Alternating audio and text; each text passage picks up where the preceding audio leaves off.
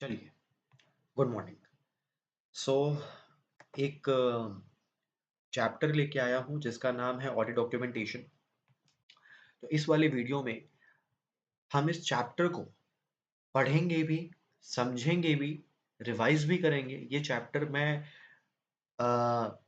मुझे नहीं पता मुझे एक वीडियो लगेगा, 2 वीडियो लगेगा, लेकिन मैं पूरा चैप्टर वीडियो के ज़रिए कवर कर दूँगा। चलिए, सो एक अच्छे नोट के साथ मैं चैप्टर शुरू कर रहा हूँ। Chapter number 6 audit documentation. शुरू करने से पहले कुछ बातें मैं आपके साथ करना चाहता हूँ। ये सबसे ज़्यादा स्कोरिंग चैप्टर है, ठीक है? और अभी तक पेपर में इसका जो वेटेज रहा है, वो रहा है 6 टू 8 मार्क्स का। इस चैप्टर का वेटेज रहा है 6 टू 8 मार्क्स का। और अगर आप मेरे पीपीटी के हिसाब से कंटेंट देखो, सिर्फ 20 पेज की स्लाइड है। सिर्फ और सिर्फ 20 पेज की स्लाइड है। मैं यहाँ पे भी आपको दिखा सकता हूँ 4 ऑफ 20। सिर्फ 20 पेज की स्लाइड है। तो थोड़ा सा मेहनत और 6 से 8 नंबर आपके पॉकेट में। आईसीआई पेपर पास करने का तरीका बहुत सिंपल है कि हमें स्ट्रैटेजिकली पढ़ना पड़ेगा, ठीक है? और ये बहुत प्यारी स्ट्रैटेजी है अगर आप डॉक्यूमेंटेशन को एक अच्छी प्रायोरिटी देते हो तो। चलिए, सो एक अच्छे नोट के साथ मैं ये चैप्टर शुरू कर रहा हूँ। चैप्टर शुरू करने से पहले कुछ मैं आपको बेसिक बातें बताना चाहता हूँ।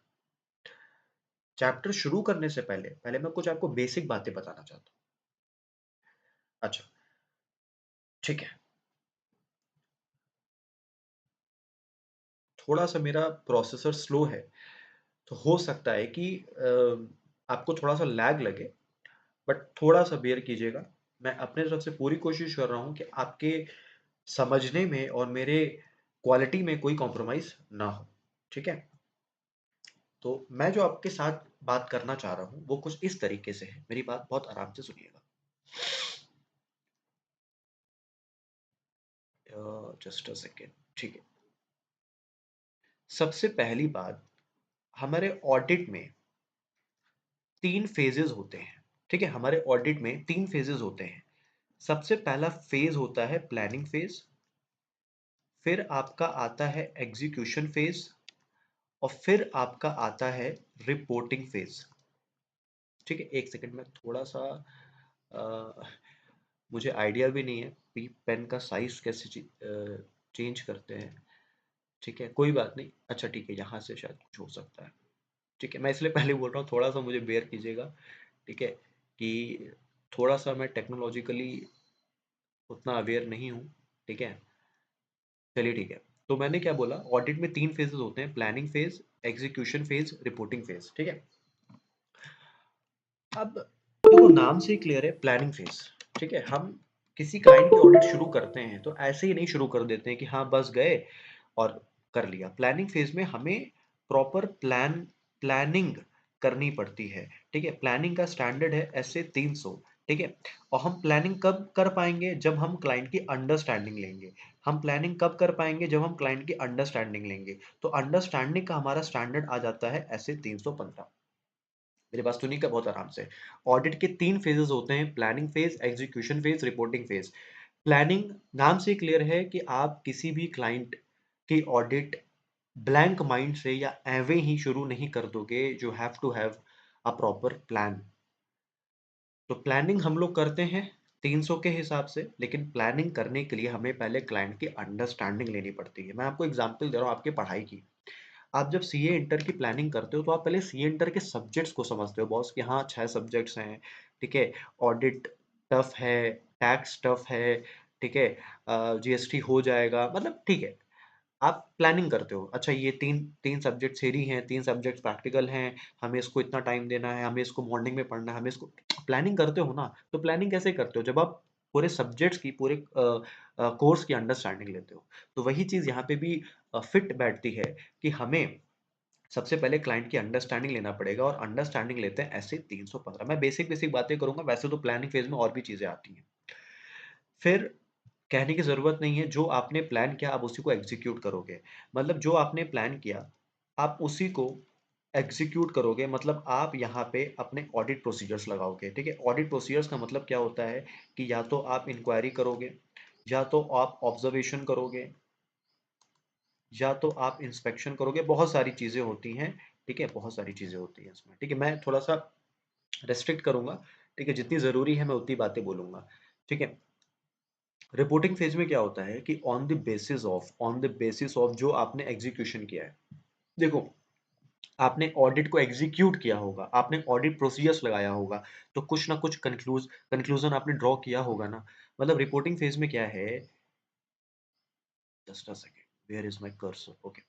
रिपोर्टिंग फेज में क्या है, on the basis of evidences you have evaluated, ठीक है, आप क्या करोगे, एक कंक्लूजन बनाओगे कि सर ये फाइनेंशियल स्टेटमेंट में मटेरियल मिसस्टेटमेंट है कि नहीं है।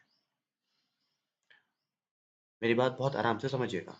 ऑडिट के 3 फेजेस होते हैं, planning phase, execution phase, reporting phase. Planning में देखो नाम से क्लियर है, हम प्लान करते हैं। प्लान कब करते हैं, जब हम क्लाइंट की प्रॉपर अंडरस्टैंडिंग ले लेते हैं, और अंडरस्टैंडिंग लेते हैं एज पर ऐसे 315। फिर हमने जो प्लान किया हम उसी को एग्जीक्यूट करते हैं, हमने जो प्लान किया हम उसी को एग्जीक्यूट करते हैं, ठीक है? तो एग्जीक्यूशन में क्या है, हम अलग अलग प्रोसीजर्स लगाते हैं, चल इंक्वायरी करते हैं, चल इंस्पेक्शन करते हैं, चल ऑब्जर्वेशन करते हैं, ठीक है? और रिपोर्टिंग फेज में क्या है कि हमने जो जो एविडेंसेस इवैल्यूएट किए हैं, हमने जो जो एविडेंसेस गैदर किए हैं, ठीक है? अब ऑब्वियसली आप प्रोसीजर्स लगाओगे तो आपको एविडेंसेस मिलेंगे, तो आप उसको क्या करते हो, इवैल्यूएट करके आप एक कंक्लूजन ड्रॉ करते हो। और कंक्लूजन क्या ड्रॉ करते हो कि बॉस, क्या कोई मटेरियल मिसस्टेटमेंट है कि नहीं है। एक सेकंड बस रुकिएगा, मैं एक बार चेक कर लूँ कि सब कुछ फंक्शनिंग है कि नहीं है। Okay, hello, mic mic check, mic check. Hello hello. Okay, I think सब कुछ ठीक है। Okay, hello hello, mic check, mic check. Okay, ठीक है, फाइन, ओके, ठीक है। तो आई थिंक ये बात आपको समझ में आ गई होगी, ठीक है? ओके, अब मैं थोड़ा सा आगे बढ़ रहा हूँ।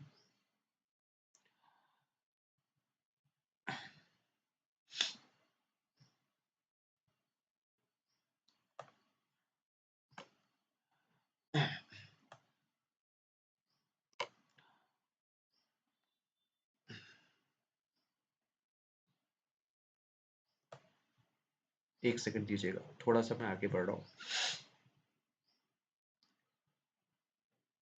देखो, क्वालिटी में कोई कॉम्प्रोमाइज़ नहीं होगा। हाँ, बस थोड़ा सा आपको बेयर करना पड़ेगा, क्योंकि मेरा प्रोसेसर भी स्लो है, और सेकेंडली मैं उतना वेल वर्स नहीं हूँ टेक्नोलॉजी में, ठीक है? तो थोड़ा सा आपको उस लिए थोड़ा सा बेयर करना पड़ेगा, लेकिन क्वालिटी में कोई कॉम्प्रोमाइज़ नहीं आएगा। आप जब ये पूरा वीडियो देख लोगे ना, आप लिटरली आपको लिटरली कुछ ना कुछ डिफरेंस फील होगा। इतनी तो मैं गारंटी के साथ बोल सकता हूँ, क्योंकि इतने सालों से मैं पढ़ा रहा हूँ, ठीक है? मुझे बच्चों के फीडबैक उसी तरीके से आते हैं, ठीक है? लेकिन बस अब क्या है कि हाँ, कुछ चीज़ें हैं जो मुझे काम करनी है। अच्छा, ठीक है, ये सारी चीज़ें हो गई, ठीक है? अब मैं आगे बढ़ रहा हूँ, ठीक है? एक नई पेन लेता हूँ, एक सेकंड। ओके, ठीक है, आगे बढ़ रहा हूँ मैं, ठीक है? बहुत आराम से मेरी बात को सुनिएगा। अब मैं अब आ रहा हूँ अपने स्टैंडर्ड में, क्योंकि स्टैंडर्ड की बात नहीं करूँगा तो बेकार है। स्टैंडर्ड है अपना ऑडिट डॉक्यूमेंटेशन। स्टैंडर्ड है अपना ऑडिट डॉक्यूमेंटेशन, जिसका स्टैंडर्ड है एसए 230, जिसका स्टैंडर्ड है एसए 230। ऑडिट डॉक्यूमेंटेशन बात करता है कि बॉस, आपने जो भी अभी तक किया है, ऑडिट डॉक्यूमेंटेशन बात करता है कि बॉस, आपने अभी तक जो भी किया है, मतलब आपने प्लानिंग किया होगा, ठीक है? तो प्लानिंग भी किसी के बेस पे किया होगा। बेस मतलब मैंने आपको अभी समझाया था कि आप पहले क्लाइंट की अंडरस्टैंडिंग लेते हो, ठीक है? तो आप उस बेसिस को भी क्या करो, डॉक्यूमेंट करो। पहले डॉक्यूमेंट का मतलब समझा देता हूँ। डॉक्यूमेंट का मतलब होता है उसको रिकॉर्ड फॉर करो, रिकॉर्ड फॉर मतलब उसको in the form of working papers, in the form of worksheet, in the form of, एक होता है नहीं जैसे जैसे हम बाजार जाते हैं, कुछ खर्चा करते हैं, ठीक है, तो खर्चों का रिकॉर्ड मेंटेन करते हैं। अच्छा ग्रोसरी इतने की लाई, अच्छा ठीक है, पेट्रोल इतने का डलवाया, उसी को बोलते हैं डॉक्यूमेंटेशन। आप रिकॉर्ड मेंटेन कर रहे हो, ठीक है। बॉस ये ऑडिट है, और ऑडिट आपने पढ़ा होगा चैप्टर 1 में, ऑडिट एक एश्योरेंस सर्विस है। ऑडिट क्या है? ऑडिट एक एश्योरेंस सर्विस है, ठीक है। और एश्योरेंस सर्विस आपको पता है, आप कॉन्फिडेंस बढ़ाते हो अपने इंटेंडेड यूजर्स का, आप कॉन्फिडेंस बढ़ाते हो अपने इंटेंडेड यूजर्स का, ठीक है। तो आप ऑडिट यार ऐसे ही नहीं कर सकते हो, ठीक है। You have to be accountable, तो ठीक है, आपको हर एक एक चीज के लिए अकाउंट फॉर होना पड़ेगा, ठीक है। तो इसलिए to be on a safer side, ठीक है, आप हर एक चीज का रिकॉर्ड मेंटेन करते हो, इसी को बोलते हैं डॉक्यूमेंटेशन इन शॉर्ट, ठीक है, इसी को बोलते हैं ऑडियो डॉक्यूमेंटेशन, ठीक है। तो आपने प्लान किया होगा, तो प्लान आपने कैसे कर लिया, क्या अंडरस्टैंडिंग आपने लिया, क्या बेसिस आपने यूज किया, ठीक है, आपका रिस्क असेसमेंट कैसा था, आपको रिस्क ज्यादा लग रहा है, क्लाइंट में रिस्क कम लग रहा है, और आपको रिस्क ज्यादा क्यों लग रहा है, रिस्क कम क्यों लग रहा है, बस इसी सारे बेसिस को आप क्या करते हो, रिकॉर्ड फॉर करते हो, इसी को बोलते हैं डॉक्यूमेंटेशन, ठीक है। फिर दूसरा फेज मैंने आपको अभी जस्ट पढ़ाया, एग्जीक्यूशन, ठीक है। तो आपने कौन कौन से एरियाज चेक किए, ठीक है, उस एरियाज में कितनी एक्सटेंट ऑफ चेकिंग आपने की, मतलब आपका चेकिंग कैसा था, ज्यादा था, कम था, ठीक है, आपने चेकिंग कैसे की, मतलब नेचर ऑफ ऑडिट प्रोसीजर्स क्या थे आपके, ठीक है, ठीक है। तो ये सारी चीजें आप क्या करते हो, रिकॉर्ड फॉर करते हो, ठीक है। फिर लास्ट आपका आता है रिपोर्टिंग फेज, ठीक है। तो यहाँ पे आप क्या डॉक्यूमेंट करते हो कि आपने आपने एविडेंसेस को कैसे इवैल्यूएट किया, ठीक है, क्या आपने कोई जजमेंट लिए थे क्या, क्या आपने कोई जजमेंट लिए थे क्या, ठीक है, क्या आपने कोई एक्सपर्ट ओपिनियन लिया था क्या, ठीक है। तो ये सारी चीजें भी आप डॉक्यूमेंट करते हो। देखो, इन शॉर्ट मैं आपको बोलूं, आप आपने पूरे ऑडिट में जो जो किया, जो जो एरिया आपने चेक किया, जो जो डिसीजंस आपने लिए, जो जो जजमेंट आपने बनाए, जो जो आपने एक्सपर्ट ओपिनियन ली, हर एक एक चीजें, आपका जो भी डिस्कशन रहा होगा मैनेजमेंट के साथ, आपका जो कम्युनिकेशन रहा होगा टीसीडब्ल्यूजी के साथ, आप हर एक एक चीज डॉक्यूमेंट करते हो सिंपल शब्दों में, दिस इज डॉक्यूमेंटेशन, ठीक है। अब मैं थोड़ा सा आगे बढ़ रहा हूँ, ठीक है। अब मैं अगर चैप्टर शुरू नहीं करूंगा तो बोरिंग हो जाएगा, ठीक है। तो आई थिंक ये सब बातें आपको क्लियर हो गई होंगी। और डॉक्यूमेंटेशन चैप्टर नंबर 6 है हमारा, वेटेज है 6 to 8 मार्क्स। मैंने अभी तक चैप्टर शुरू नहीं किया है, एक बार जस्ट मैं देख लूं कितना टाइम हो गया, कितना मिनट हो गया,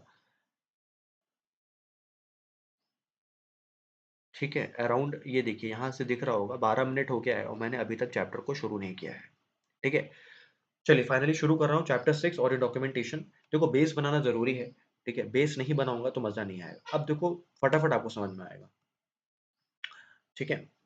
तो हमें क्या क्या चीजें पढ़नी है, डॉक्यूमेंटेशन क्या होता है, उसका नेचर क्या है, उसका पर्पस क्या है, फॉर्म कंटेंट एक्सटेंट क्या है, डॉक्यूमेंटेशन समरी क्या होती है, ऑडिट फाइल क्या होती है, असेंबली कैसे करते हैं, ओनरशिप, ठीक है, प्रैक्टिकलिटी, ओके, ठीक है। ये सब चीजें एक एक चीजें मैं कवर करूंगा आपके साथ। अब मेरी बात सुनिएगा बहुत आराम से। हम जो ये डॉक्यूमेंटेशन मेंटेन कर रहे हैं इतना सारा, हम ये जो इतना सारा डॉक्यूमेंटेशन मेंटेन कर रहे हैं कि सर आपने अंडरस्टैंडिंग कैसे लिया, सर आपका रिस्क असेसमेंट ज़्यादा था, कम था, क्यों था, सर आपने कौन सा एरिया चेक किया, कितनी चेकिंग किया, क्या ऑडिट प्रोसीजर से, तो ये सब आप डॉक्यूमेंट करते हो। डॉक्यूमेंट करके कहीं ना कहीं तो रखोगे ना, ठीक है। तो जहां पे आप रखोगे, जहां पे ये सारे डॉक्यूमेंट्स आप रखोगे, उसी को बोलते हैं ऑडिट फाइल। जहां पे आप ये सारे डॉक्यूमेंट्स रखोगे, उसी को बोलते हैं ऑडिट फाइल, ठीक है। Where is my cursor, just a second, ठीक है। तो मैंने क्या बोला कि आप जो इतना रिकॉर्ड मेंटेन कर रहे हो, इतना सारा रिकॉर्ड मेंटेन कर रहे हो, कहीं तो रखोगे ना यार, कहीं तो रखोगे, उसी को बोलते हैं ऑडिट फाइल, ठीक है, उसी को बोलते हैं ऑडिट फाइल। आप अगर आपके घर में कोई शादी हुई होगी, ठीक है, बड़े भाइयों की या बड़ी दीदी की, तो पापा लोग भी एक रिकॉर्ड मेंटेन करते हैं, एक फाइल मेंटेन करते हैं कि हाँ शादी में कितने खर्चे हुए, होटल कितने का बुक हुआ, ज्वेलरीज कितने की आई, केटरिंग वालों को कितना दिया, लाइट वाले को कितना दिया, ठीक है। और जो शहनाई वाले होते हैं, जो जिसको क्या बोलते हैं, जो पता नहीं जो भी बोलते हो, तो उनको कितना दिया, डीजे वाले को कितना दिया, घोड़ी वाले को कितना दिया, तो हर एक ही चीज का रिकॉर्ड मेंटेन होता है, ठीक है। तो रिकॉर्ड कहीं फाइल पे मेंटेन करते हैं ना, उसी को बोलते हैं ऑडिट फाइल, ठीक है, तो ऑडिटर के लिए वही ऑडिट फाइल है, ठीक है। अब आप मुझे बताओ, ये ऑडिट फाइल किसकी प्रॉपर्टी है? ऑब्वियसली ऑडिटर की प्रॉपर्टी है। क्या ऑडिटर इसको क्लाइंट को दे देगा क्या? क्वेश्चन मेरा ये है, क्या ऑडिटर इसको क्लाइंट को दे देगा? नहीं बॉस, ये हमारी प्रॉपर्टी है। हमने कैसे काम किया, हमने क्या एरिया चेक किया, क्या एरिया चेक नहीं किया, हमारा रिस्क असेसमेंट क्या था, हमारा जजमेंट क्या था, हमारा ओपिनियन क्या था, ये हमारी अपनी प्रॉपर्टी है। हम क्लाइंट को क्यों दे देंगे? क्लाइंट को सिर्फ कंसर्न है अपने रिपोर्ट से, अपने काम से। हम उसका काम करके दे रहे हैं, हम उसको अपनी ऑडिट रिपोर्ट दे रहे हैं, दैट्स इट। क्लाइंट का और कोई लेना देना नहीं है, ठीक है। बट क्वेश्चन ये आता है कि क्या सर हम कुछ, मतलब कुछ वर्किंग पेपर्स शेयर कर सकते हैं क्या? कुछ वर्किंग पेपर्स, ठीक है, कुछ वर्किंग पेपर शेयर कर सकते हैं, तो answer is yes. Answer is yes. आपको, मान लेते हैं कि आपने कुछ वर्किंग पेपर्स बनाए थे, जिसमें आपने देखा था कि कुछ कुछ एरियाज में क्लाइंट का इंटरनल कंट्रोल बहुत वीक है, ठीक है। तो आप ये वर्किंग पेपर शेयर कर सकते हो कि ताकि वो इंटरनल कंट्रोल्स को स्ट्रेंथन कर पाए, ठीक है। इंटरनल कंट्रोल्स को स्ट्रेंथन कर पाए, ये मैंने बस एक एग्जांपल दिया है। देखो, हर चीज के दो पहलू हैं, ठीक है। अगर मैं ये भी बोलूं कि प्रॉपर्टी ऑफ द ऑडिटर है, ऑडिटर बिल्कुल शेयर नहीं कर सकता, वो भी गलत है, ठीक है। तो हर चीज के दो पहलू होते हैं। तो पहली चीज तो आपको ध्यान ये रखनी है कि हाँ, no doubt documentation property of the auditor है, लेकिन हाँ, वो चाहे तो कुछ एक्सट्रैक्ट शेयर कर सकता है क्लाइंट के साथ, ताकि क्लाइंट उस एरिया पे काम कर पाए। अच्छा, तो ये समझ में आ गया, property of the auditor, audit file समझ में आ गई। अब क्वेश्चन ये आता है कि सर ये कंप्लीशन मेमोरेंडम क्या है? वैसे आगे भी आएगा, लेकिन मैं समझा दे रहा हूँ कंप्लीशन मेमोरेंडम क्या होता है। कंप्लीशन मेमोरेंडम मतलब, मान लेते हैं कि ये आपकी ऑडिट फाइल है, और ये ऑडिट फाइल बनी है 500 पेज की, ठीक है। अब मान लेते हैं कि आपको इसकी समरी चाहिए, आपको इसकी समरी चाहिए। इसी समरी को बोलते हैं कंप्लीशन मेमोरेंडम, इसी समरी को बोलते हैं कंप्लीशन मेमोरेंडम। फिर से, आपकी ऑडिट फाइल बनी है 500 पेज की, ठीक है। अब आपको, देखो यार, अब आपको कुछ पढ़ना है, कुछ समझना है, ठीक है। मान लेते हैं कि आपके कोई और पार्टनर्स हैं ऑफिस में, ठीक है। उनको बस एक समरी चाहिए, उनको बस एक ऊपर ऊपर से बर्ड्स आई व्यू चाहिए, ठीक है। तो 500 पेज तो पढ़ने नहीं बैठेंगे। आप क्या करते हो, 40-50 पेज का एक समरी बना देते हो, मेन मेन चीजें, ठीक है, कि कौन कौन से सिग्निफिकेंट मैटर्स है, कौन कौन से सिग्निफिकेंट जजमेंट्स है, ठीक है। ये सब चीजें आप एक समरी फॉर्म में बना देते हो, इसी को बोलते हैं कंप्लीशन मेमोरेंडम। वैसे भी आगे भी आएगा ये, परेशान मत होइए। अच्छा, अब नेक्स्ट चीज है कि ऑब्वियसली डॉक्यूमेंटेशन हमें क्या देता है? डॉक्यूमेंटेशन हमें एविडेंस देता है, डॉक्यूमेंटेशन हमें एविडेंस देता है, या ऐसा मैं बोल सकता हूँ, डॉक्यूमेंटेशन में सारे एविडेंसेस होते हैं, ऑब्वियसली। अब मैंने आपको यहाँ पे क्या लिखा कि डॉक्यूमेंटेशन में हमने क्या क्या किया, कौन सा एरिया चेक किया, कैसे चेक किया, किसने चेक किया, क्या एविडेंसेस मिले, हमारा उस एविडेंसेस पे व्यू क्या था, हम ये सब डॉक्यूमेंट करते हैं। तो मैं क्या बोल सकता हूँ, डॉक्यूमेंटेशन क्या है? डॉक्यूमेंटेशन में हम बहुत सारे एविडेंसेस को रखते हैं, ठीक है। तो एविडेंसेस कैसे होने चाहिए? तो आपने ऐसे 500 में पढ़ा ही होगा, ठीक है। आपने ऐसे 500 में पढ़ा ही होगा कि एविडेंसेस कैसे होने चाहिए, सफिशिएंट एंड एप्रोप्रिएट होने चाहिए। एविडेंसेस कैसे होने चाहिए? सफिशिएंट एंड एप्रोप्रिएट होने चाहिए। तो मैंने क्या क्या बोला इस वाले स्लाइड में, कि डॉक्यूमेंटेशन क्या है? Documentation is the property of the auditor, documentation is the property of the auditor, ठीक है।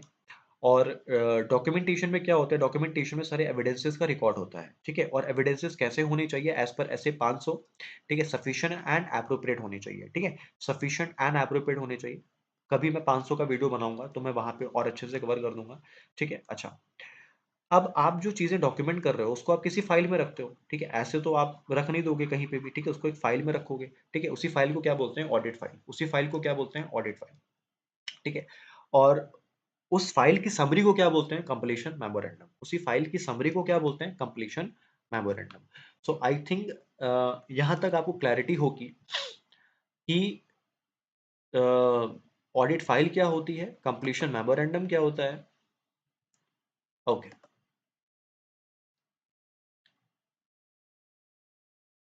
चलिए ठीक है। 1 मिनट मैं आपको दे रहा हूँ, एक बार आप इसको देखो। मैं चाह रहा हूँ थोड़ा सा आप इसको समझो।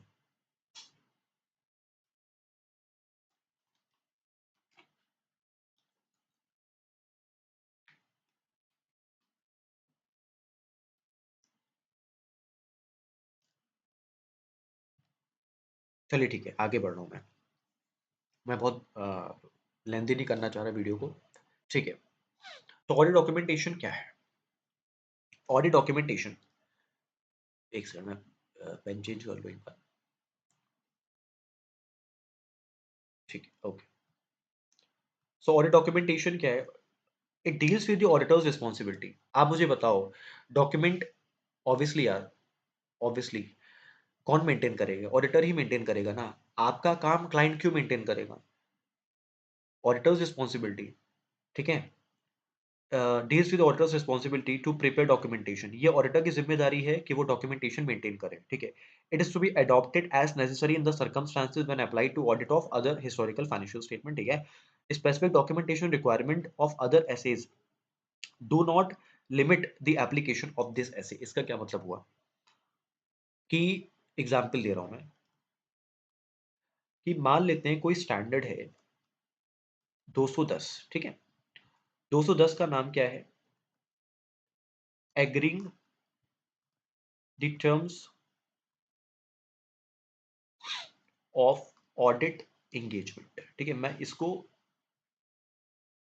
बस एक रेफरेंस के तौर पे समझा रहा हूं।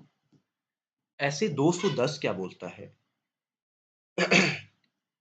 कि आपको पहले प्री कंडीशन चेक करनी है। आपको क्या चेक करनी है? प्री कंडीशन चेक करनी है कि वो प्री कंडीशन प्रेजेंट है कि नहीं है। अगर प्री कंडीशन प्रेजेंट है तो आप ऑडिट एक्सेप्ट कर सकते हो। प्री कंडीशन प्रेजेंट नहीं है तो जनरली आप ऑडिट एक्सेप्ट नहीं कर सकते हो। जनरली मैं बोल रहा हूं, कुछ हर चीज के एक्सेप्शंस होते हैं, ठीक है। तो ये चीज भी आप डॉक्यूमेंट करते हो कि प्री कंडीशन प्रेजेंट थी क्या, ठीक है। आपने उसको कैसे देखा, क्या क्या प्री कंडीशंस आपने चेक किए, ये भी आप डॉक्यूमेंट करते हो ऐसे 210 के हिसाब से, ठीक है। मैं यहाँ पे जिक्र कर रहा हूँ ऐसे 300 का, ठीक है।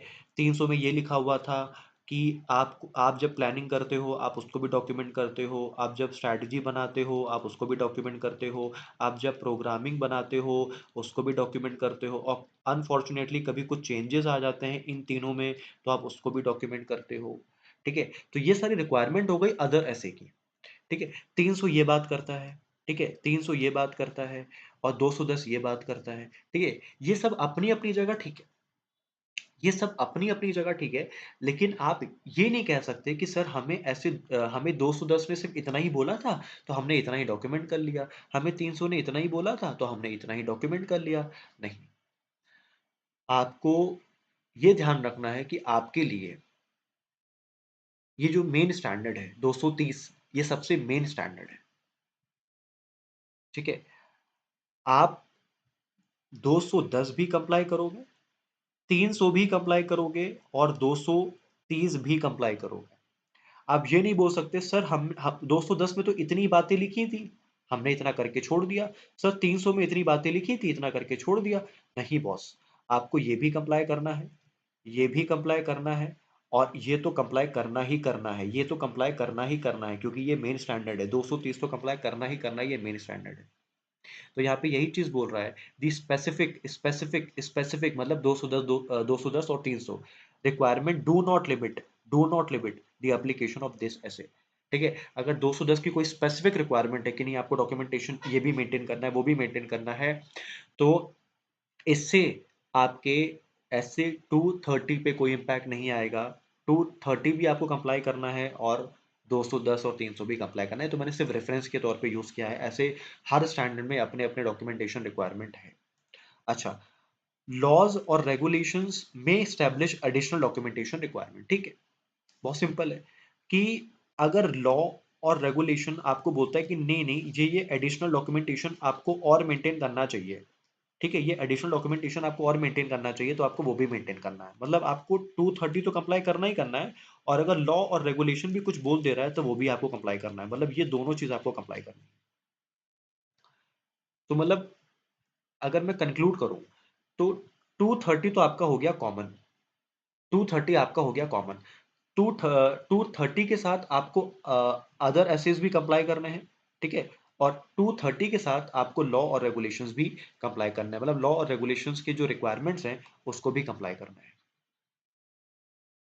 तो मैंने क्या बोला, मैं कंक्लूड कर रहा हूं। पहली बात तो डॉक्यूमेंटेशन बनाना ये ऑडिटर की जिम्मेदारी है, डॉक्यूमेंटेशन बनाना या मेंटेन करना ये ऑडिटर की जिम्मेदारी है, ठीक है। और कभी कभी ऐसा हो सकता है या होता ही है डेफिनेटली कि कुछ अलग अलग जो स्टैंडर्ड्स हैं, ठीक है, वो अपने डॉक्यूमेंटेशन की रिक्वायरमेंट बताते हैं, ठीक है, कि आपको ये डॉक्यूमेंट करना है, वो डॉक्यूमेंट करना है, ठीक है। तो इसका मतलब ये नहीं है, एक चार्टर्ड अकाउंटेंट शेल्टर नहीं ले सकता, अरे यार इस स्टैंडर्ड ने तो सिर्फ इतना ही बोला था, हम तो इतना कर देंगे, नहीं। आपको वो भी कंप्लाई करना है और 230 तो कंप्लाई करना ही करना है, ठीक है। तो ये बात आपको ध्यान रखना है। अच्छा, कभी कभी लॉ और रेगुलेशन भी कुछ एडिशनल डॉक्यूमेंटेशन रिक्वायरमेंट हमारे ऊपर इम्पोज करते हैं, तो आपको उसको भी कंप्लाई करना है। तो कंक्लूड मैं ये करता हूँ कि 230 तो आपको कंप्लाई करना ही करना है, और 230 के साथ साथ 230 तो आपको कंप्लाई करना ही करना है, इसके साथ साथ आपको लॉ और रेगुलेशंस के रिक्वायरमेंट भी कंप्लाई करने हैं, ठीक है। और इसके साथ साथ आपको अदर एसेज के रिक्वायरमेंट्स भी कंप्लाई करने हैं, ठीक है। ये बात आपको ध्यान रखनी है। आगे बढ़ रहा हूं मैं। डेफिनेशन क्या है कि डॉक्यूमेंटेशन क्या है?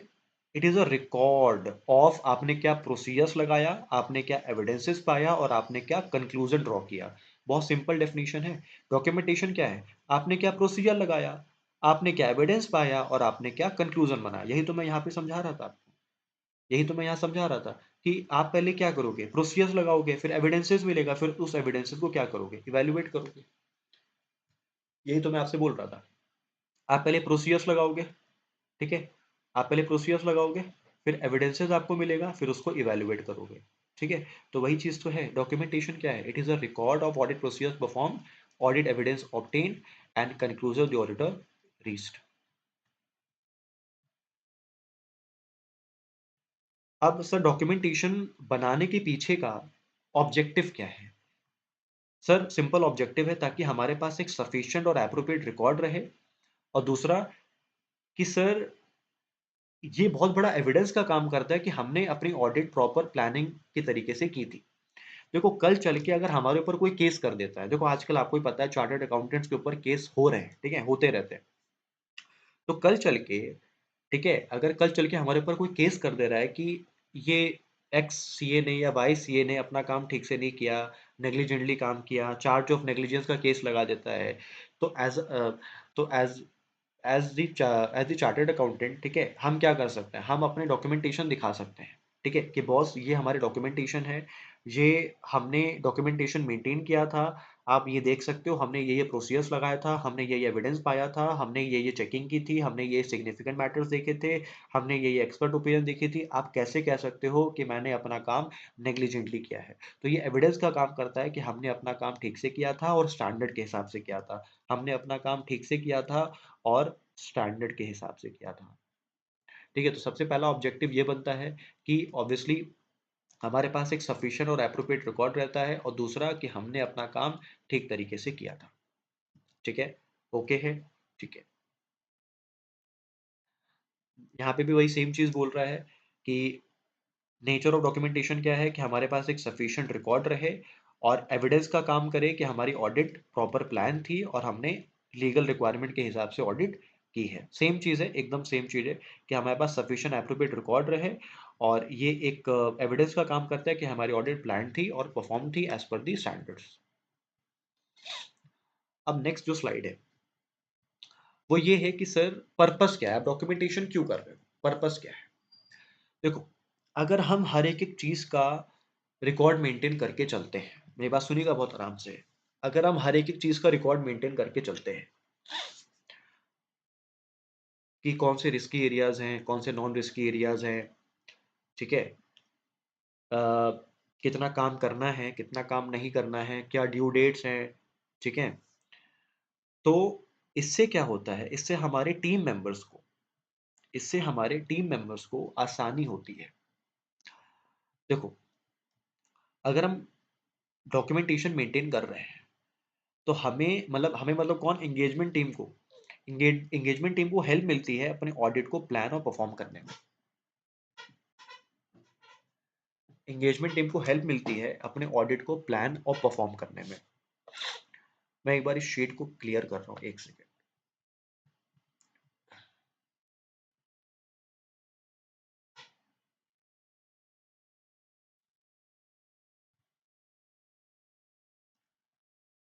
आप लोग प्लीज अपने कमेंट ड्रॉप कीजिएगा, ठीक है, इस वाले वीडियो में।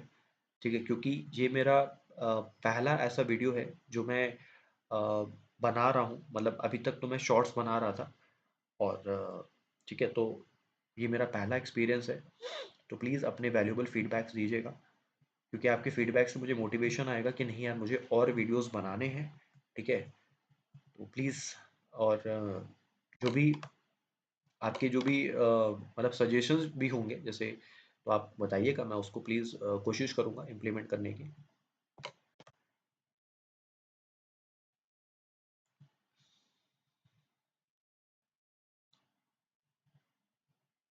मैं इस वाली वीडियो में कोशिश करूँगा कि 50% चैप्टर कवर कर लूँ, और नेक्स्ट वाली वीडियो में फिर जो रिमेनिंग 50% चैप्टर है वो मैं कवर करूँगा।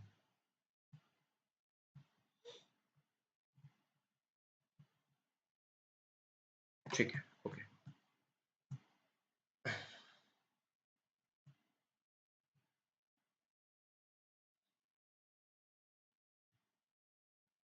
ठीक है, ओके। देखो, मेरी बात समझना आप लोग। एंगेजमेंट टीम का मतलब तो आप लोग को पता ही होगा, लेकिन मैं फिर भी समझा दे रहा हूँ। एंगेजमेंट टीम का मतलब ये है, वो सारे लोग वो सारे लोग जो एक्चुअली डिप्लॉयड है, वो सारे लोग जो एक्चुअली डिप्लॉयड है, क्या करने के लिए? ऑडिट करने के लिए। क्या करने के लिए? ऑडिट करने के लिए। और उसमें से एक बंदा क्या होगा? उसमें से एक बंदा होगा चार्टेड अकाउंटेंट। उसमें से एक बंदा क्या होगा? Chartered accountant. ठीक है, जो इस पूरी टीम को क्या करेगा? लीड करेगा। जो इस पूरी टीम को क्या करेगा? लीड करेगा। ठीक है, तो एक चार्टेड अकाउंटेंट होगा। एंगेजमेंट टीम क्या होती है? सर, वो टीम जो एक्चुअली डिप्लॉयड होती है ऑडिट करने के लिए, और उसमें से एक बंदा चार्टर्ड अकाउंटेंट होगा जो इस टीम को लीड करेगा। अच्छा, अब चार्टर्ड अकाउंटेंट गया, ठीक है, ये चार्टर्ड अकाउंटेंट है, ये गया। सबसे पहले ये क्या करेगा? फर्स्ट स्टेप क्या है कि देखो, सबसे पहले क्या करेगा? सबसे पहले ये प्री कंडीशन सेट करेगा, ठीक है, एज पर ऐसे 210। ठीक है, प्री कंडीशन सेट करेगा। ठीक है, उसके बाद फिर क्लाइंट की अंडरस्टैंडिंग लेगा। मैं बेसिक बेसिक चीज़ें आपको बता रहा हूँ। क्लाइंट की अंडरस्टैंडिंग लेगा एज पर ऐसे 315। ठीक है, फिर उसके हिसाब से अपनी मटीरियलिटी सेट करेगा। ठीक है, एज पर ऐसे 320। ठीक है, फिर उसके हिसाब से फिर वो प्लानिंग करना शुरू करेगा एज पर ऐसे 300। ठीक है, फिर उसके हिसाब से फिर वो एग्जीक्यूशन करना शुरू करेगा। ठीक है, तो एग्जीक्यूशन के हमारे पूरे 500 सीरीज हैं। पूरी 500 सीरीज है एग्जीक्यूशन की। ठीक है, मैं वो सब बातें नहीं कर रहा हूँ। मैं बस आपको इतना समझाना चाह रहा हूँ कि अगर मैं हर एक चीज़ का डॉक्यूमेंट मेंटेन कर रहा हूँ कि प्री कंडीशंस के बारे में मैंने डॉक्यूमेंट मेंटेन किया, ठीक है, अंडरस्टैंडिंग के बारे में मैंने डॉक्यूमेंट मेंटेन किया, ठीक है, कि मैंने अंडरस्टैंडिंग कैसे ली, रिस्क ज़्यादा है कि रिस्क कम है, ठीक है, कौन कौन से इंपॉर्टेंट एरियाज हैं, ठीक है, कौन कौन सी सिग्निफिकेंट बातें जो मुझे लगी। ठीक है, तो अगर ये सारी चीज़ों का मैं डॉक्यूमेंट मेंटेन कर रहा हूँ, तो इससे फ़ायदा क्या होगा? इससे फ़ायदा ये होगा कि मुझे प्लानिंग करने में आसानी होगी, मुझे ऑडिट को प्लान करने में आसानी होगी। देखो, आप अगर चीज़ों को डॉक्यूमेंट कर रहे हो, ठीक है, तो आपको पता है, अच्छा हाँ यार, उस वाली एरिया में रिस्क ज़्यादा था, इस वाली एरिया में रिस्क कम है। अच्छा, ये इंपॉर्टेंट एरियाज़ हैं। अच्छा, ये सिग्निफिकेंट मैटर जो हमने अंडरस्टैंडिंग में ऑब्टेन किए थे। ठीक है, तो आप उसके हिसाब से प्लान कर पाते हो। ठीक है, तो आप डॉक्यूमेंट मेंटेन करके चल रहे हो, तो एंगेजमेंट टीम को हेल्प होती है कि वो अपने ऑडिट को क्या कर पाए? प्लान कर पाए। अपने ऑडिट को क्या कर पाए? प्लान कर पाए। यही फर्स्ट पॉइंट यहाँ पे लिखा हुआ था। ठीक है, दूसरा पॉइंट क्या लिखा हुआ है? assisting members of the engagement team to direct and supervise the audit work। ठीक है, हमें हेल्प होती है, हमें मतलब ये जो एंगेजमेंट पार्टनर है, ठीक है, ये जो सीए है, ठीक है, इसको हेल्प होती है कि ये अपने टीम मेंबर्स को क्या कर पाए, डायरेक्ट और सुपरवाइज कर पाए। ठीक है, अब ये चार्टर्ड अकाउंटेंट है, यही काम बांटेगा। ठीक है, मान लेते हैं ये 3 बंदे हैं, ठीक है, ये 3 बंदे हैं, ये 3 बंदे हैं, ये मान लेते हैं ये सेकेंड ईयर आर्टिकल है, ये फर्स्ट ईयर आर्टिकल है, और ये एक क्लर्क है। ठीक है, अब चार्टर्ड अकाउंटेंट उसी हिसाब से काम बांटेगा। ठीक है, अब ये क्लर्क है, ठीक है, तो एक्सपीरियंस्ड होगा इसको, तो इसको थोड़ा सा जो है रिस्की एरियाज दे देगा। ठीक है, रिस्की एरियाज दे देगा। ये फर्स्ट ईयर आर्टिकल है, तो इसको थोड़ा सा इनवॉइसिंग चेक करने को दे देगा। ठीक है, वाउचिंग करने को दे देगा। ठीक है, अच्छा, इसको थोड़े टेक्निकल एरियाज दे देगा क्योंकि सेकंड ईयर का आर्टिकल है। ठीक है, तो थोड़ा टेक्निकल एरियाज दे देगा। ठीक है, तो हमने काम बांटा, कैसे काम बांटा, क्योंकि हमको पता है कि किसकी क्या क्या कैपेबिलिटीज हैं और किसका क्या क्या एक्सपीरियंस है। ठीक है, तो अब अगर हम डॉक्यूमेंट मेंटेन करके चल रहे हैं तो हमें पता चलेगा कि किसको कितना सुपरवाइज करना है। जैसे फर्स्ट ईयर आर्टिकल है, तो हाँ, अरे अरे अभी अभी नया है, तो इसको हम सुपरवाइज करेंगे, क्या क्या, कैसे इनवॉइसिंग करनी है, कैसे वाउचिंग करनी है। ये क्लर्क है, ठीक है, तो हम इसको डायरेक्ट करेंगे, सुपरवाइज करेंगे। ठीक है, तो यही चीज़ है, अगर हम डॉक्यूमेंटेशन मेंटेन कर रहे हैं तो हम अपने टीम मेंबर्स को प्रॉपर्ली डायरेक्ट और सुपरवाइज कर सकते हैं कि कौन से एरियाज में फोकस करना है, कैसे काम करना है। ठीक है, हमको टाइम के हिसाब से भी काम करना है। ठीक है, अच्छा, और enabling the engagement team to be accountable for its work। अब मेरी बात समझना, एक सेकेंड, आपने चैप्टर 2 में एक टॉपिक पढ़ा होगा, चैप्टर 2 में एक टॉपिक पढ़ा होगा जिसका नाम है ऑडिट प्रोग्राम। ऑडिट प्रोग्राम क्या होता है, step by step procedures. Audit programme क्या होता है, step by step audit procedures. जो मैंने यहाँ पे आपको समझाया ना, ये वाला पार्ट, ये वाला पार्ट, इसी को बोलते हैं audit procedures. Sorry, audit programme, sorry, इसी को बोलते हैं ऑडिट प्रोग्राम। इस चार्टर्ड अकाउंटेंट ने जो काम बांटा कि भाई तू सेकंड ईयर आर्टिकल है तो ये काम कर, तू फर्स्ट ईयर आर्टिकल है तो ये काम कर, तू क्लर्क है तो ये काम कर। ठीक है, हम काम बांटते हैं और फिर हर बंदों से साइन कराते हैं। हम काम बांटते हैं और हर बंदों से साइन कराते हैं कि तेरे को ये काम करना है, चल यहाँ पे साइन कर। ठीक है, अब अगर मान लो इन्होंने साइन किया, तो क्या एक अकाउंटेबिलिटी नहीं आ गई कि हाँ, टेक्निकल एरियाज में अगर कुछ भी प्रॉब्लम होती है तो ये बंदा रिस्पॉन्सिबल होगा। ठीक है, वाउचिंग और इनवॉइसिंग में कुछ प्रॉब्लम होती है तो ये बंदा रिस्पॉन्सिबल होगा। ठीक है, इस एरिया में कोई प्रॉब्लम होती है तो ये बंदा रिस्पॉन्सिबल होगा। ठीक है, तो ये ऑडिट प्रोग्राम में मैं जब पढ़ाता हूँ तो इन डेप्थ जाके पढ़ाता हूँ, लेकिन ठीक है, यहाँ पे मैं एक रेफरेंस दे रहा हूँ कि जब चैप्टर 2 में आपने पढ़ा होगा ऑडिट प्रोग्राम, तो ऑडिट प्रोग्राम में क्या होता है, चेकलिस्ट बनती है, स्टेप बाय स्टेप प्रोसीजर होता है। ठीक है, कि हाँ, जो सेकंड ईयर आर्टिकल है वो ये काम करेगा, ठीक है, फर्स्ट ईयर आर्टिकल ये काम करेगा। तो हम जब काम बांटते हैं तो हर बंदों से साइन करा लेते हैं। ठीक है, कि बाद में कोई कंफ्यूजन ना हो, ठीक है, कोई मिसअंडरस्टैंडिंग ना हो। ठीक है, तो अगर हम साइन करा ले रहे हैं तो इससे अकाउंटेबिलिटी स्टैब्लिश हो जाती है। फिर retaining a record of matters of continuing significance. ठीक है, तो अगर हम डॉक्यूमेंटेशन मेंटेन करके चल रहे हैं, ठीक है, तो ऑब्वियसली हम उसको रिटेन तो करते हैं। डॉक्यूमेंटेशन ऐसा नहीं कि हमने क्लाइंट की ऑडिट खत्म की तो डॉक्यूमेंटेशन हम फेंक देंगे, नहीं, हम उसको रिटेन करके चलते हैं। लेकिन डॉक्यूमेंटेशन में जो जो सिग्निफिकेंट मैटर्स हैं वो हमको अगले ऑडिट में भी काम आ जाएगी। देखो, आज हम डॉक्यूमेंटेशन मेंटेन करके चल रहे हैं तो हमको पता है कि हाँ, इस वाले ऑडिट में ये सिग्निफिकेंट मैटर्स थे, ये की एरियाज थे। तो हम जब अगले साल ऑडिट करने आएंगे तो हमें पता होगा कि हाँ, अच्छा, पिछले साल ऐसा ऐसा हुआ था।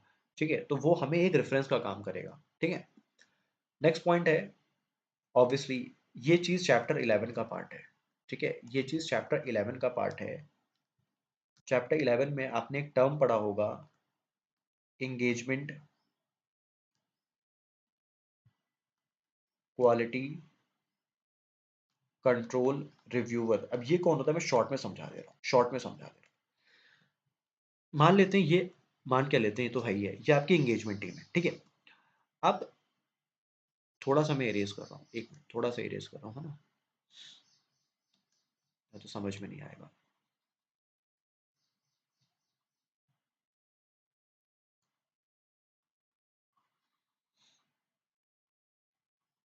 शायद हो सकता है आपने चैप्टर 11 अभी ना पढ़ा हो। ठीक है, तो मैं एक बार शॉर्ट में समझा दे रहा हूँ। ठीक है, कि ये एंगेजमेंट टीम है, ठीक है। अब जब एंगेजमेंट टीम अपना काम कर लेती है तो क्या इशू करती है? ऑडिट रिपोर्ट इशू करती है। जब एंगेजमेंट टीम अपना काम कर लेती है तो क्या इशू करती है? Audit report. But audit report issue करने से पहले एक बंदा आता है, ठीक है, एक बंदा आता है जो इनके काम को क्या करता है? रिव्यू करता है। जो इनके काम को क्या करता है? रिव्यू करता है। अब ये बंदा कौन होता है? इसको हम लोग बोलते हैं एंगेजमेंट क्वालिटी कंट्रोल रिव्यूवर। देखो नाम से क्लियर है, रिव्यूवर, ठीक है। ये एंगेजमेंट में, एंगेजमेंट मतलब ऑडिट एंगेजमेंट में आपने अपना काम क्वालिटी के साथ किया कि नहीं किया, ये इसको रिव्यू करेगा। तो क्या ये सर हर ऑडिट में आता है? नहीं। ये आता है अगर आपका क्लाइंट कौन है? लिस्टेड कंपनीज है, या फिर आपने अपने सीए फर्म में पॉलिसीज बना रखी है, ठीक है, कि मान लीजिए आपने कुछ पॉलिसीज बना रखी है कि अगर मेरे क्लाइंट का टर्नओवर 50 करोड़ से ऊपर होगा तो हम उसकी रिव्यू कराएंगे, ठीक है। तो आपकी पॉलिसीज के हिसाब से भी आप क्वालिटी कंट्रोल रिव्यू करा सकते हो, ठीक है। अब मेरी बात समझना, अब ये जो रिव्यूअर है ये क्या रिव्यू करेगा? ये आपकी कई सारी चीजें रिव्यू करता है, जैसे ऑडिट डॉक्यूमेंटेशन भी रिव्यू करेगा, ठीक है। आपके जो आपने ऑडिट रिपोर्ट बना ली है बट अभी इशू नहीं किया उसको भी रिव्यू करेगा, आपका फाइनेंशियल स्टेटमेंट रिव्यू करेगा, ठीक है। आपने क्या क्या कंसल्टेशन ली थी आउटसाइड से वो रिव्यू करेगा, आपका इंडिपेंडेंस क्या है वो रिव्यू करेगा, ठीक है। तो कई सारी चीजें वो रिव्यू करता है, ठीक है। तो यहाँ पे देखिए एक पॉइंट आ गया ना, ऑडिट डॉक्यूमेंटेशन। तो ये एंगेजमेंट क्वालिटी कंट्रोल रिव्यूवर है, ये आपका डॉक्यूमेंटेशन भी रिव्यू करता है। तो अगर आप डॉक्यूमेंटेशन ही नहीं बना पा रहे हो, ठीक है, या आपने ऑडिट ऑडिट डॉक्यूमेंटेशन बनाया ही नहीं है, तो क्वालिटी कंट्रोल रिव्यू हो ही नहीं पाएगी, ठीक है। तो वही लिखा हुआ है, अगर आप डॉक्यूमेंटेशन मेंटेन कर रहे हो तो it will enable the conduct of quality control reviews, ठीक है, एज पर एसक्यूसी फंड, ठीक है। मैं फिर से इसको समराइज करता हूँ। कुछ कुछ केसेस में, लिस्टेड कंपनीज के केसेस में, या अगर सीए फर्म कुछ पॉलिसीज बना देती है उस केसेस में उस ऑडिट की रिव्यू होती है। ऑडिट रिपोर्ट क्लाइंट को देने से पहले उसकी ऑडिट की रिव्यू होती है कि एंगेजमेंट टीम ने अपना काम ठीक तरीके से किया है कि नहीं किया है, क्वालिटी मेंटेन हुई है कि नहीं हुई है, सारे स्टैंडर्ड्स फॉलो हुए हैं कि नहीं हुए हैं, उसका एक रिव्यू होता है। रिव्यू में वो रिव्यूअर क्या-क्या चीज़ें चेक करता है कि डॉक्यूमेंटेशन हमने प्रॉपर्ली मेंटेन किया था क्या, ऑडिट रिपोर्ट प्रॉपर थी क्या, फाइनेंशियल स्टेटमेंट, कंसल्टेशन, इंडिपेंडेंस, ये सारी चीज़ें वो चेक करता है, ठीक है। लास्ट है, जो मैंने आपको बोला ही था कि कल चल के हमारे ऊपर कोई केस कर सकता है कि आपने अपना काम ठीक से नहीं किया, ठीक है। तो उसमें भी हमें हेल्प होगी कि अगर हम डॉक्यूमेंटेशन मेंटेन करके चल रहे हैं, तो अगर कल चल के हमारे ऊपर कोई इंस्पेक्शन होती है, ठीक है, तो उसमें हम बच सकते हैं, ठीक है। तो इसमें भी हमें हेल्प होती है। नेक्स्ट है form, content and extent of documentation. अब क्वेश्चन ये आता है कि सर हमारा डॉक्यूमेंटेशन का फॉर्म क्या होगा, कंटेंट क्या होगा और एक्सटेंट क्या होगा? देखिए फर्स्ट पॉइंट ये है कि हमें डॉक्यूमेंटेशन इस तरीके से बनाना है जिससे जो एक्सपीरियंस ऑडिटर है, एक्सपीरियंस ऑडिटर का मतलब यहाँ पे है अभी जो मैंने आपको बोला, engagement quality control reviewer, engagement quality control reviewer, ठीक है। तो हमें इस तरीके से डॉक्यूमेंटेशन मेंटेन करना है कि जिससे रिव्यूअर है उसको समझ में आए, क्या समझ में आए सर, कि हमारे ऑडिट प्रोसीजर्स का नेचर, टाइमिंग, एक्सटेंट क्या था, उस ऑडिट प्रोसीजर का रिजल्ट क्या रहा, मतलब आपने क्या क्या एविडेंसेस गैदर किए और आपके क्या क्या सिग्निफिकेंट मैटर्स थे जो आपने फेस किए। अब क्वेश्चन ये आता है कि सर ये एंगेजमेंट, ये नेचर, टाइमिंग, एक्सटेंट में आप और क्या क्या चीजें डॉक्यूमेंट करोगे? तो आप देखोगे, आप इसमें डॉक्यूमेंट करोगे कि आपने कौन कौन से एरियाज चेक किए, ठीक है, किसने वो एरिया चेक किया और किसने रिव्यू किया। फिर से हमें डॉक्यूमेंटेशन इस तरीके से मेंटेन करना है कि जो एक्सपीरियंस्ड ऑडिटर है, मतलब एंगेजमेंट क्वालिटी कंट्रोल रिव्यूअर जो एक्सपीरियंस ऑडिटर है, उसको पता चले कि मेरे ऑडिट प्रोसीजर्स का नेचर, टाइम में एक्सटेंड क्या था, उस ऑडिट प्रोसीजर का रिजल्ट क्या रहा, और हमारे इस ऑडिट के दौरान क्या क्या सिग्निफिकेंट मैटर्स थे और हमने क्या क्या सिग्निफिकेंट जजमेंट्स लिए थे, ठीक है। अब क्वेश्चन ये आता है कि जब हम nature, timing, extent of procedure maintain करते हैं तो हम उसमें और क्या क्या चीजें मेंटेन करते हैं? तो हम उसमें मेंटेन करते हैं कि हमने कौन कौन सा एरिया चेक किया, किसने वो एरिया चेक किया और किसने उस एरिया को रिव्यू किया, ठीक है। फिर हम डॉक्यूमेंटेशन में अपने सिग्निफिकेंट जो डिस्कशंस हैं उसको भी मेंटेन करते हैं, ठीक है। और अगर कोई इंफॉर्मेशन इनकंसिस्टेंट है, ठीक है, तो हम उसको भी डॉक्यूमेंट करते हैं, ठीक है। तो मैंने क्या बोला, auditor shall document discussions of significant matters with management. अगर कोई सिग्निफिकेंट मैटर्स है तो हम उसको डॉक्यूमेंट करेंगे। और अगर कोई इन्फॉर्मेशन इनकंसिस्टेंट है, जैसे फॉर एग्जांपल मैंने अंडरस्टैंडिंग लिया था, जब मैंने 315 परफॉर्म किया था, तो उसमें क्लाइंट ने मुझे बोला था कि हम सर कोई भी रिलेटेड पार्टी ट्रांजेक्शन नहीं करते हैं। ठीक है, जब मैं एग्जीक्यूशन फेज में गया तो मुझे एक बिल दिखा, मुझे एक सेल इनवॉइस दिखा, जिसमें मेरे क्लाइंट ने अपने ही किसी रिलेटेड पार्टीज को सेल की हुई है। तो यहाँ पे इंफॉर्मेशन इनकंसिस्टेंट है। ठीक है, तो अब इनकंसिस्टेंसी को इस इनकंसिस्टेंसी को ऑडिटर ने कैसे एड्रेस किया, हम इस चीज को भी क्या करते हैं, डॉक्यूमेंट करते हैं। हम इस चीज को भी क्या करते हैं, डॉक्यूमेंट करते हैं। ठीक है, तो मेन मेन चीजें यही दो है, यही दो है, ये तो जनरल पॉइंट्स है। ठीक है, ये जनरल पॉइंट्स है। ठीक है, ठीक है, तो मैंने क्या क्या बोला, ऑडिटर इस तरीके से डॉक्यूमेंटेशन मेंटेन करेगा कि जो एक्सपीरियंस ऑडिटर है, मतलब एंगेजमेंट क्वालिटी कंट्रोल रिव्यूअर, उसको पता चले कि आपने क्या क्या प्रोसीजर्स लगाया है, उस प्रोसीजर्स का रिजल्ट क्या रहा, और आपने क्या क्या सिग्निफिकेंट मैटर्स फेस किए हैं। और जब आप नेचर टाइम में एक्सटेंट ऑफ प्रोसीजर्स को डॉक्यूमेंट कर रहे हो, तो आपको ये भी डॉक्यूमेंट करना है कि कौन कौन सा एरिया आपने चेक किया, किसने चेक किया और किसने उसको रिव्यू किया। ठीक है, अच्छा, अब इस वाली वीडियो की लास्ट स्लाइड है, मैं एक बार चेक कर लूं कितना टाइम हो गया। ठीक है, एक लास्ट स्लाइड और मैं लेता हूं। ठीक है, form, content and extent. Sir मेरे ऑडिट डॉक्यूमेंटेशन का, एक सेकंड रुकिए। ठीक है, तो मेरे ऑडिट डॉक्यूमेंटेशन का फॉर्म क्या होगा, कंटेंट क्या होगा, एक्सटेंट क्या होगा, वो डिपेंड करता है इन सारे फैक्टर्स पे। वो डिपेंड करता है इन सारे फैक्टर्स पे। ठीक है, मेरे ऑडिट डॉक्यूमेंटेशन का फॉर्म क्या होगा, कंटेंट क्या होगा, एक्सटेंट क्या होगा, वो डिपेंड करता है इन सारे फैक्टर्स पे। पहला, size and complexity of the entity. Simple सी बात है, अगर आपकी क्लाइंट बहुत बड़ा क्लाइंट है, ठीक है, बहुत बहुत कॉम्प्लेक्स ट्रांजेक्शन है, तो ऑब्वियसली आपका डॉक्यूमेंटेशन ज़्यादा ही बनेगा। ठीक है, डॉक्यूमेंटेशन आपका हैवी बनेगा। ठीक है, ऑडिट प्रोसीजर्स, आपने ऑडिट प्रोसीजर किस नेचर के लगाए हैं, देखो, अगर आपने इंक्वायरी की होगी तो आपके डॉक्यूमेंटेशन कम बनेंगे। ठीक है, आपने इंस्पेक्शन किया होगा तो आपके डॉक्यूमेंटेशन ज़्यादा बनेंगे। तो डिपेंड करता है कि आपने ऑडिट प्रोसीजर्स क्या लगा रखे हैं। इंक्वायरी क्या होगा, ऑब्जर्वेशन क्या होगा, तो डॉक्यूमेंटेशन कम बनेंगे। इंस्पेक्शन क्या होगा, रिकैलकुलेशन क्या होगा, रीपरफॉर्मेंस क्या होगा, तो डॉक्यूमेंटेशन ज़्यादा बनेंगे। रिक्स, ऑब्वियसली सिंपल सी बात है, रिक्स ज़्यादा होगा तो डॉक्यूमेंटेशन आप ज़्यादा मेंटेन करोगे। रिक्स कम होगा तो डॉक्यूमेंटेशन कम मेंटेन करोगे। ठीक है, वाइस वर्सा। सिग्निफिकेंस, आपको एविडेंसेस कितना सिग्निफिकेंट मिला है, तो जितना ज्यादा एविडेंस सिग्निफिकेंट होगा उतना ज्यादा डॉक्यूमेंटेशन आपने मेंटेन किया होगा। ठीक है, एक्सेप्शंस, ठीक है, किस हद तक आपको एक्सेप्शंस मिले हैं, ज्यादा एक्सेप्शंस मिले हैं तो ज्यादा डॉक्यूमेंटेशन आप मेंटेन करोगे, कम आपको एक्सेप्शंस मिले हैं तो कम डॉक्यूमेंट मेंटेन करोगे। ठीक है, आपका ऑडिट करने का तरीका क्या था, टूल क्या आपने यूज किया, ठीक है, उस पर भी डिपेंड करता है। ठीक है, उस पर भी डिपेंड करता है। देखो, अगर आप मैन्युअली ऑडिट करते हो, ठीक है, मैन्युअली ऑडिट करते हो तो उसमें डॉक्यूमेंटेशन अलग तरीके से मेंटेन होगा। ठीक है, आप कैट के जरिए ऑडिट करते हो, कैट मतलब कंप्यूटर असिस्टेड ऑडिट टेक्निक्स। ठीक है, ये एक आप मान लो एक ऑडिट में हम लोग एक टेक्नोलॉजी यूज करते हैं। ठीक है, एक तरीके से डेटा एनालिटिक्स टूल है। ठीक है, डेटा एनालिटिक्स टूल है। ठीक है, तो अगर आप इसके जरिए ऑडिट कर रहे हो तो आपका जो है डॉक्यूमेंटेशन अलग तरीके से बनेगा। ठीक है, तो ये सारी चीज़ों पे डिपेंड करता है। सर आपने एक पॉइंट छोड़ दिया, मैंने छोड़ा नहीं है, जानबूझ के मैं लास्ट में रख रहा हूँ इसको।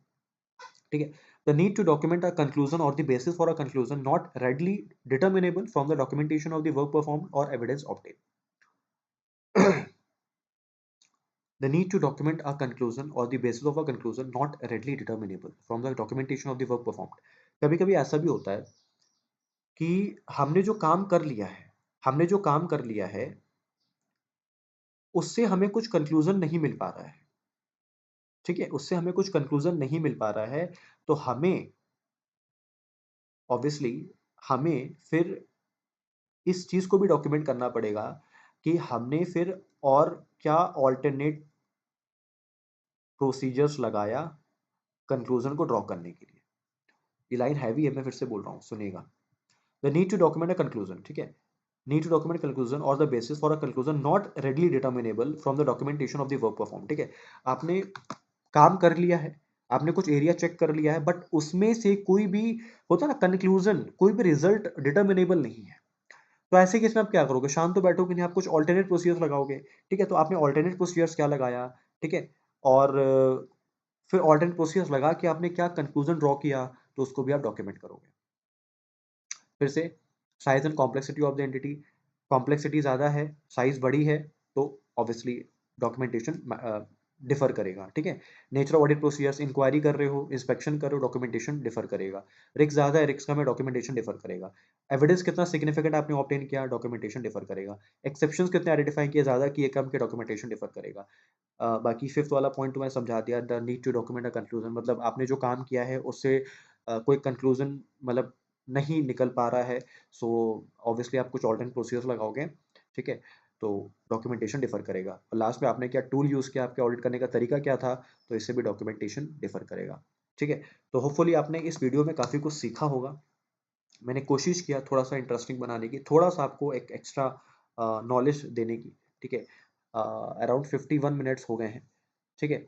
सो इस वाली वीडियो में इतना ही रखना है। अगर आपने एन्जॉय किया होगा, ठीक है? आपको कुछ हेल्पफुल लगा होगा, कुछ आपको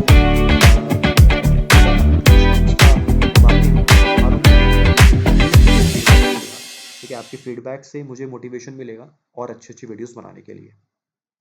चलिए ठीक है। Okay, thank you so much.